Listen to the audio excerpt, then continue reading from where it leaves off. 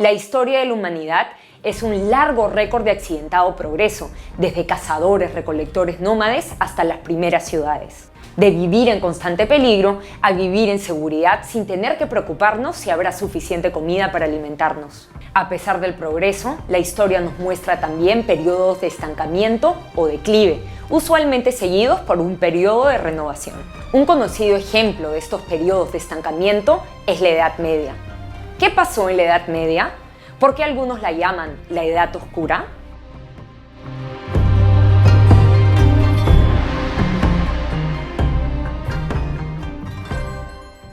El periodo histórico llamado Edad Media abarca desde el siglo V hasta el siglo XIII, XIV o XV, dependiendo de la fuente que consultemos. Este periodo pone fin a la Edad Antigua, que incluye a los sumerios, egipcios, griegos, romanos, entre otros, y su fin da inicio a la Edad Moderna. Ahora, como podemos ver, tenemos casi un milenio que revisar. A pesar de que es muchísimo tiempo y por ende son muchos los factores y cambios que se tienen que considerar, podemos encontrar ciertas características comunes en el mundo occidental que unen estos años en un solo periodo. La Edad Media inicia con la caída del Imperio Romano de Occidente en el año 476. A pesar de esto, el imperio mantuvo su hegemonía con su facción más consolidada, el Imperio Romano de Oriente. Para ese entonces, el cristianismo ya se había consolidado como la religión oficial del Imperio Romano, prohibiendo otras religiones consideradas paganas. Con la caída del Imperio de Occidente, la Iglesia Católica Apostólica Romana fue una de las instituciones que sobrevivió y logró expandir su poder. Al no haber un emperador o un poder estatal consolidado, la Iglesia tomó parte de este papel.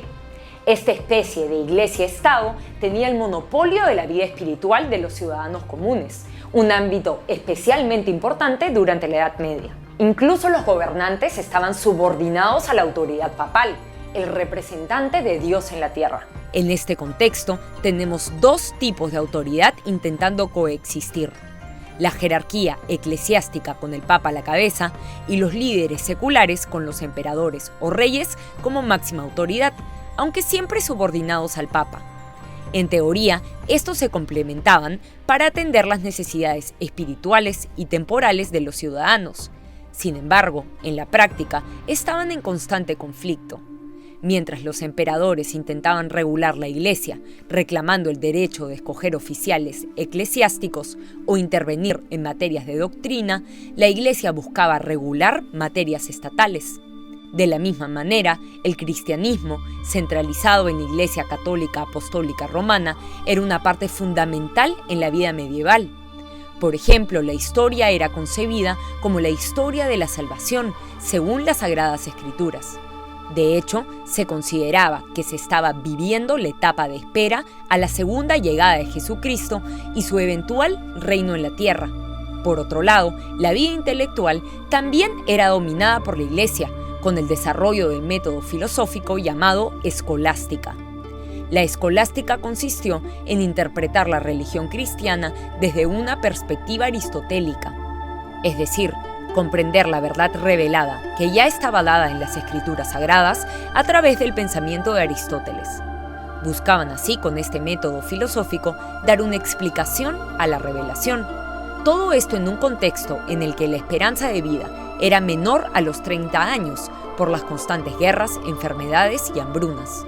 Asimismo, el acceso a la educación y el conocimiento eran extremadamente limitados, siendo la mayoría de la población analfabeta en una sociedad estamental y sin movilidad social. Por otro lado, la vida se regía bajo los dogmas de la Iglesia, que buscaban mantener la pureza de sus doctrinas en un sistema sin garantías legales como la presunción de inocencia o un juicio justo. Las críticas a la corrupción de la Iglesia y a instituciones impuestas como las indulgencias, la venta del perdón de pecados, generaron movimientos de reforma que cambiarían el panorama europeo. Fuera del ámbito religioso, la falta de una autoridad centralizada con poder coercitivo influyó también en el desarrollo de un sistema económico, político y social conocido como feudalismo. Con algunas excepciones como la del Imperio Carolingio, las unidades políticas en el medioevo estaban fragmentadas y la autoridad política diferida. En este contexto, las autoridades locales, o nobles, poco a poco expandieron los territorios bajo su mandato e intensificaron el control sobre sus habitantes. Los señores feudales, quienes ocupaban una posición intermedia entre el emperador o rey y los campesinos, eran dueños de tierras denominadas feudos. Estos dictaban sus propias normas y cobraban rentas a los campesinos que trabajaban sus tierras.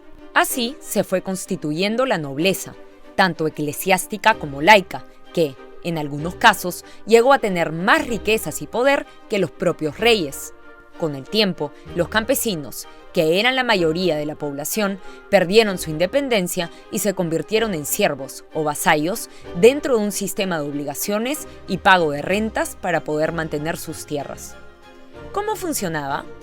El vasallo recibía una porción de tierra para cultivar y autoabastecerse, a la vez que debía pagar rentas al señor feudal. A cambio, recibiría protección. Esta relación se reconocía mediante el homenaje y fidelidad, ceremonias en las que el vasallo prometía lealtad a cambio de seguridad. Como hemos visto, la falta de un poder centralizado permitió la creación de reinos independientes durante el Medioevo. Al mismo tiempo, la Iglesia Católica Apostólica Romana se consolidó como la columna vertebral de esta sociedad. También surgió el feudalismo, en el que autoridades locales establecieron su poder y surgieron relaciones de vasallaje. Por un lado, esta descentralización evitó un poder absoluto. Por ejemplo, Santo Tomás de Aquino, pensador escolástico, desarrolló una justificación teológica para limitar el poder del rey y evitar que abuse de él. Sin embargo, resultó también en un periodo de inestabilidad, caracterizado por constantes guerras y conflictos. El fin de la Edad Media llegó con la caída del Imperio Romano de Oriente en 1453, tras la toma de Constantinopla, mientras para otros termina con el descubrimiento de América en 1492.